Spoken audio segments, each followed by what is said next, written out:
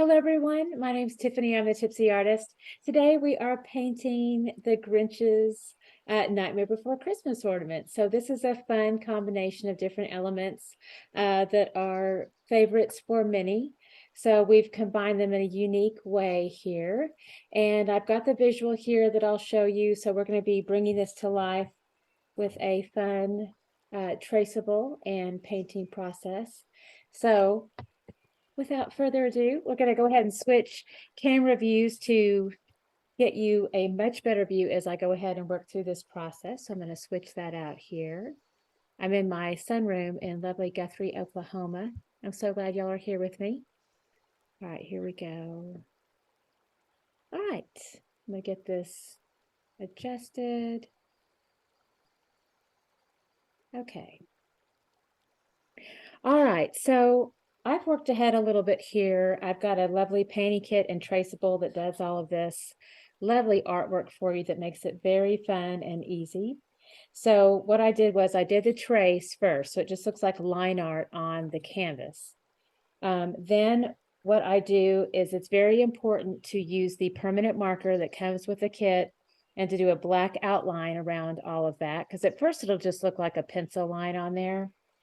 Then I take some black Mars paint that comes in your kit here, and I go ahead and paint all around the iconic shapes, the iconic shape being the Grinch hand, and then that Nightmare Before Christmas Jack ornament there. So I just leave those white. So I just have that black painted in. I use my biggest brush to do most of this large work here. And I can just, as I paint into it, I do just kind of a crisscross stroke. I hold that brush over to the side, parallel to the canvas, and I just paint it on, making lots of tiny little letter X's back and forth. That'll give you some nice texture so that when it does set up and dry and it has any reflection of light, then that texture will be a varied cross stroke, which will be nice. And then when you have to do little tiny work, when you do your cutting work, then I use a smaller brush, little bit brush. This is the smallest brush. I do a little twirl into the paint, and I'll show you real quick here. So a little twirl into the paint that loads up the brush to a nice fine point, and that will help you get into some of those really small areas. And that's just like you would hold a pencil, just going into those little tiny areas there. All right, then I let that all completely set up and dry. And then I come back in and I start to do a little bit of prep work here for that wood grain effect. So you can use a ruler to do the lines, or if you don't have a ruler and you've got our paint kit, you can also just use the box, that straight line there. You can use that to go ahead and make your line edge. And of course, we have a pencil here for you. You can just line it out just like that. And so move that over a little bit. Here's my lovely little cartoon girl. Okay, so what I've got started here, I've got a few lines that run through. This is going to be our wood grain. Then I start to mark out the wood grain that's going to be. I'm going to bring this a little bit closer, do a little bit of a shift. So the basic shape is kind of like a parentheses, but you kind of wiggle the hand just a little bit. And you can do several of those and kind of vary them in placement. So I'm going to have this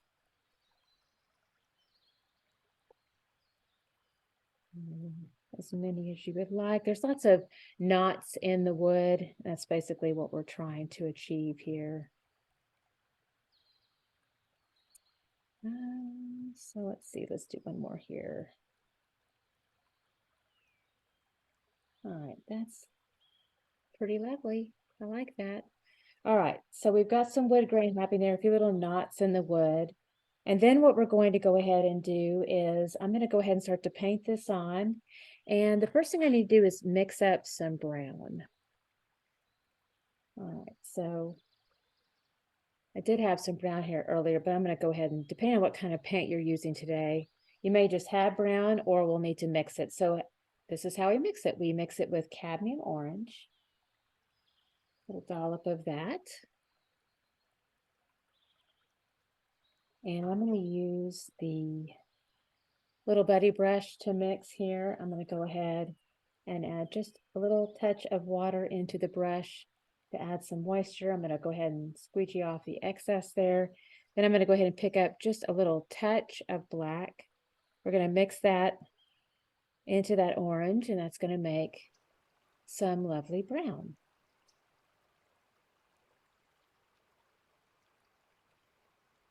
All right, so there we go. Now I'm going to go ahead and just kind of do some firm pressure on the edge of the brush. That'll give me a nice thin line there. And then what I'm going to do is I'm going to go over the straight line with that brown. So it'll be a little bit of a different color.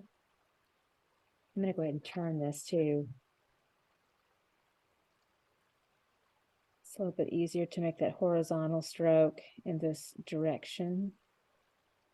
Now you can also lighten up this brown even more. You can add a little bit of just a tiny touch of white to that brown, and that can lighten it up a little bit.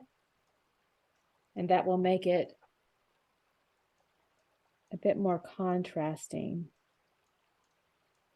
So you can see how that's a bit more dramatic, or you can be a little bit more subtle with it.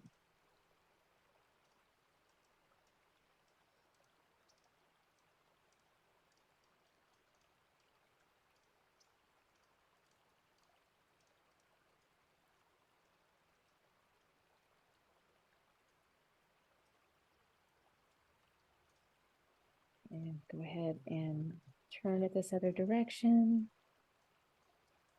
Just make a nice thin line going all the way up, following those pencil lines that we just did. Firm pressure back and forth on the brush. That gives me a nice thin line.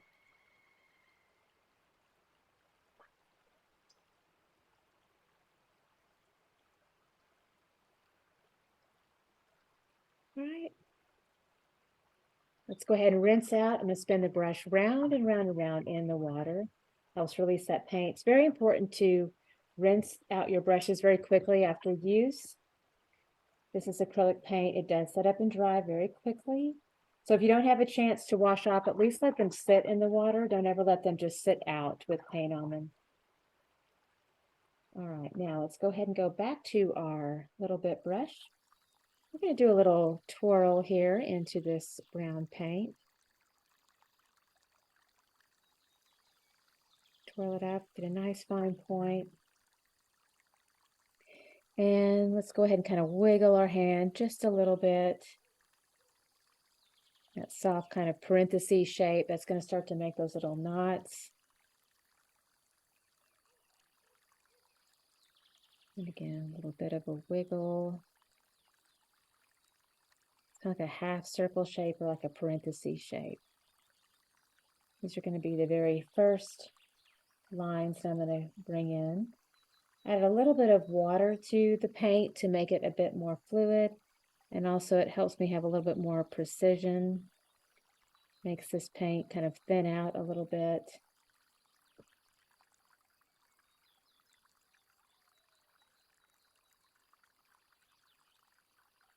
Again, a little bit of a wiggle to the hand and that half circle.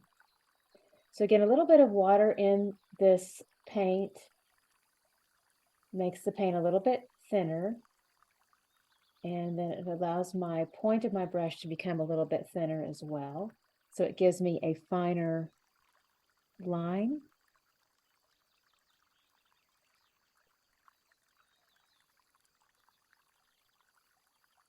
And you can see this is just kind of a subtle effect. Have a light hand too, also gives you a thinner line. As you apply more pressure, it makes the line thicker. A little bit more white here to my brown, a little bit more black too, to make a darker brown. All right, now we're just going to go ahead and use a gentle hand and just lightly pull down the lines. And they don't have to be perfect. In fact, you don't want them to be perfect, just a little bit of a drag, and they can have a little bit of wiggle to them.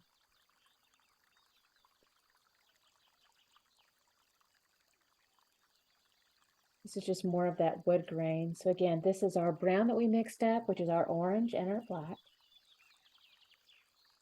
And then we've also got just a little touch of white in there too to lighten it up just a little bit. Really light pressure. Kind of lightly drag, pick up a little bit. Doesn't have to be a continuous line. So again, the pressure can vary as I pull it down.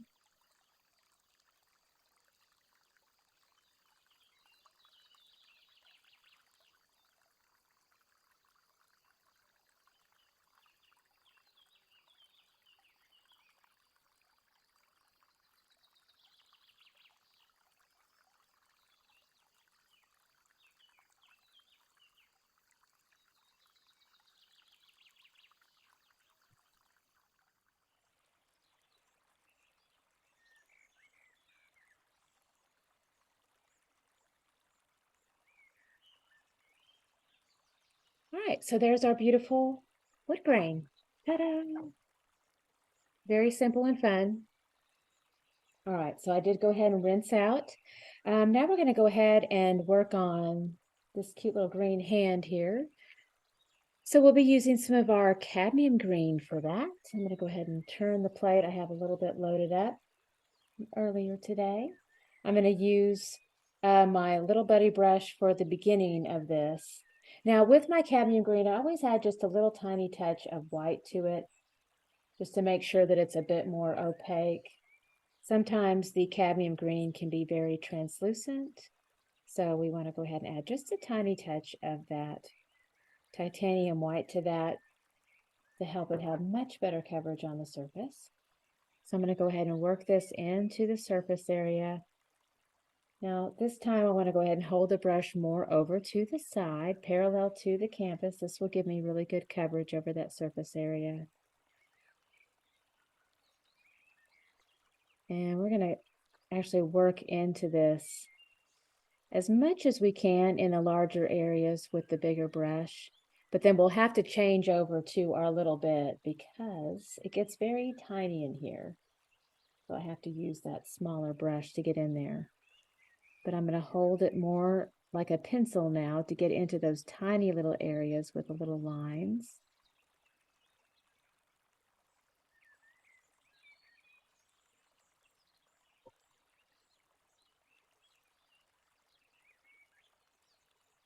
That's how we make Little Buddy tiny. We use that, see that tiny little line edge there? We can get into those tiny areas, a few of them anyway, with the edge of the brush.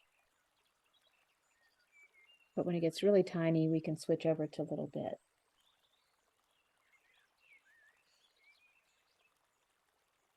Let's add a little bit of water. We're getting a little bit of dry brush happening with peekaboo, happening with our canvas. So I add just a little bit of water that helps that paint really flow into the pores of the canvas.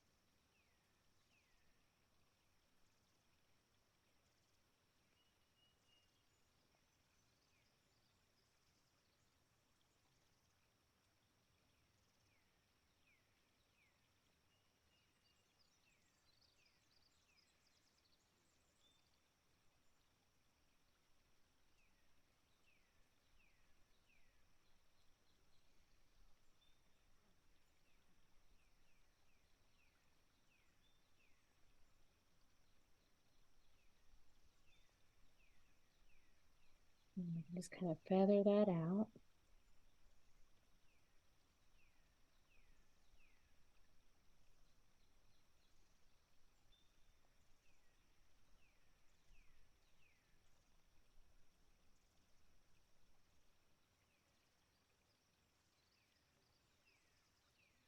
So line work around the edge. And then we'll finish out by kind of feathering that out with the flat side of the brush. I'll kind of work that back in. All right, so there's our beautiful green hand. So I didn't end up having to use the little bit brush because I used the thin edge of Little Buddy, but that is an option. If you don't feel comfortable using this bigger brush on the line edge, you can switch over to your little bit brush there. All right, so we've got our white that we can work in next. And there's a cheat you can do if you want to just let the white of your canvas be your white, you certainly can. So, or you can just also paint in this white.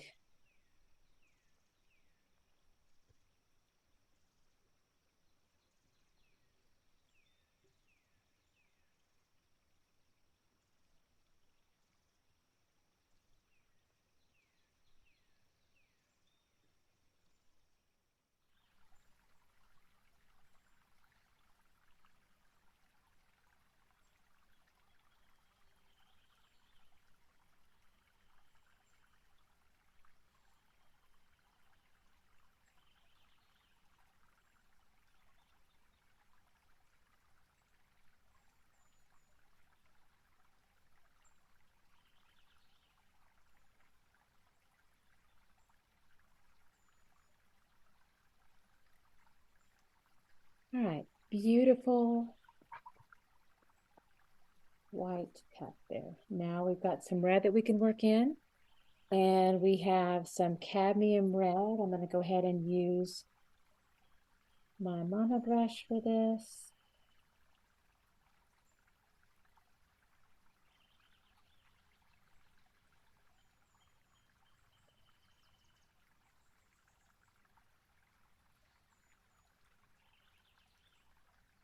And in order to get a nice thick coat over the top, I do turn my hand more over to the side when I'm working into the large section.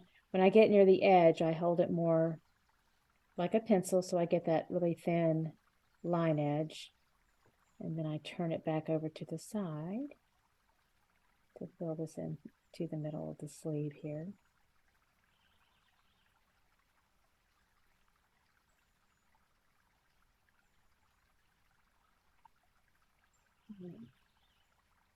And then with my face, what I've done here is there's a lot of detail. This is stuff that I all worked in with my permanent marker. This can be painted as well, but what I would recommend is I would recommend doing a wash of white over the surface area. That Sharpie will actually bleed through, and then you can come right back over it with your permanent marker over the top. And that will help you do all these little details with the precision of the Sharpie, but you can also paint on some of those details as well. I'm doing a little bit of this white paint look so you can kind of see what that looks like here. So again, either way, so you can't even tell the difference, but you know, the canvas is painted and primed white. So again, it can just be left like that. And then if you want to do the precision with the black paint, I'm going to go ahead and show you that too. You use your little bit brush, Mars black paint, do a little twist into it to load it up.